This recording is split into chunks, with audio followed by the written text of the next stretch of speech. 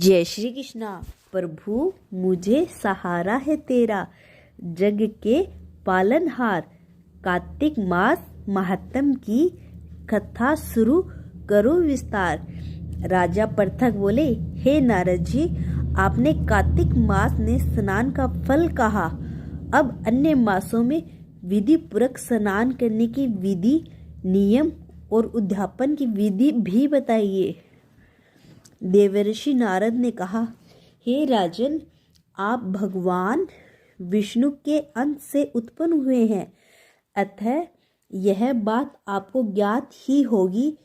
फिर भी आपको यथाउचित विधान बताता हूँ। आश्विन मास में शुक्ल पक्ष की एकादशी से कार्तिक के व्रत करने चाहिए। ब्रह्म मुहूर्त में उठकर जल का पात्र लेकर गांव से बाहर पूर्व अथवा उत्तर दिशा में जाना चाहिए। दिन में या सायंकाल में कान में जनेऊ चढ़ाकर पृथ्वी पर घास बिछाकर सिर को वस्त्र से ढककर मुंह को भली भांति बंद कर थूक एवं सांस को रोककर मल एवं मूत्र को त्याग करना चाहिए। तत्पश्चात मिट्टी एवं जल से भली भांति अपने गुप्त अंगों को धोना चाहिए। उसके बाद जो मनुष्य मुख शुद्धि नहीं करता, उसे किसी भी मंत्र का फल प्राप्त नहीं होता। अतः दांत और जीभ का पूर्ण रूप से शुद्ध करना चाहिए और निम्नलिखित मंत्र का उच्चारण करते हुए दांतुन तोड़नी चाहिए।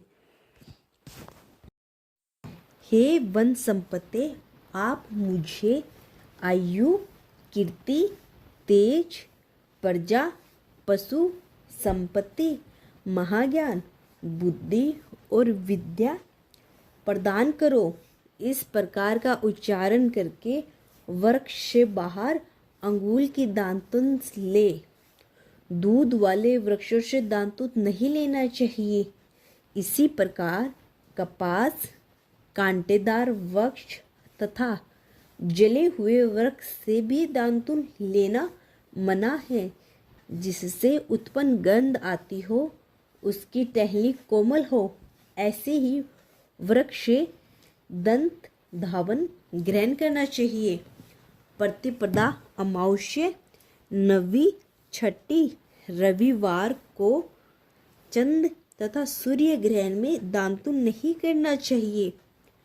तत्पश्चात भली भांति स्नान कर फूल माला, चंदन और पान आदि पूजा की सामग्री को लेकर प्रसन्न चित्त एवं भक्ति पूर्वक शिवालय में जाकर सभी देवी देवताओं को अर्घ्य, आचमनीय आदि वस्तुओं से पृथक पृथक पूजा करके प्रार्थना एवं प्रणाम करना चाहिए।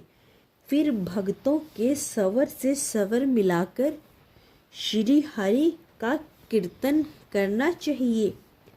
मंदिर में जो गायक भगवान श्री हरि का कीर्तन करने आए हो, उनका माला, चंदन, तांबुल आदि से पूजन करना चाहिए, क्योंकि देवालय में भगवान विष्णु को अपनी तपस्या, योग और दान द्वारा पसंद करते थे। परंतु कलयुग में भगवत गुणगान को ही भगवान श्री हरि कृष्ण को पसंद करने का एकमात्र साधन माना गया है। नारद जी राजा पृथक से बोले, हे राजन, एक बार मैंने भगवान से पूछा कि हे प्रभु, आप सबसे अधिक कहाँ निवास करते हो? इसका उत्तर देते हुए भगवान ने कहा, हे नारद, मैं वैकुंठ या योगियों के हृदय में ही निवास नहीं करता, अपितु जहाँ मेरे भक्त मेरा कीर्तन करते हैं,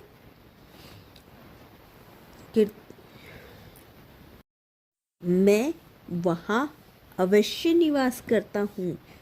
जो मनुष्य चंदन, माला आदि से मेरे भक्तों का पूजन करते हैं, उनसे मेरी ऐसी प्रीत होती है जैसी कि मेरी पूजन से भी नहीं हो सकती। नारद जी ने कहा, ऋषि धतूरा, ग्रीजा, चमेली, केसर, करदार और कटहल के फूलों एवं चावलों से भगवान विष्णु की पूजा नहीं करनी चाहिए।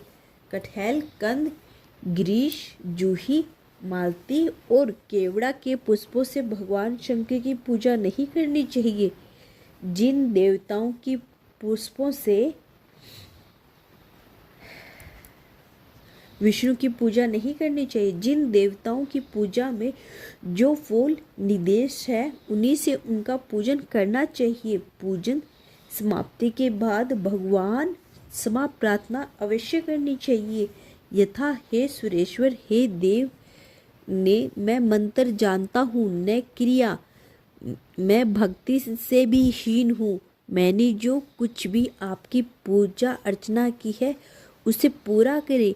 ऐसी प्रार्थना करने के पश्चात साक्षात प्रणाम करके भगवत कीर्तन करना चाहिए, श्री हरि की कथा सुननी चाहिए, प्रसाद ग्रहण करना चाहिए। जो मनुष्य उपरोक्त विधि से के अनुसार कार्तिक व्रत का अनुष्ठान करता है वह जगत के सभी सुखों को भोगते हुए अंत में मुक्ति धाम प्राप्त होता है।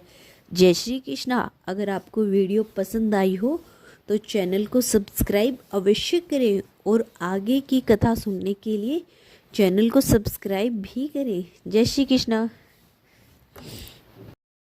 वीडियो को शेयर और लाइक और कमेंट बॉक्स में कमेंट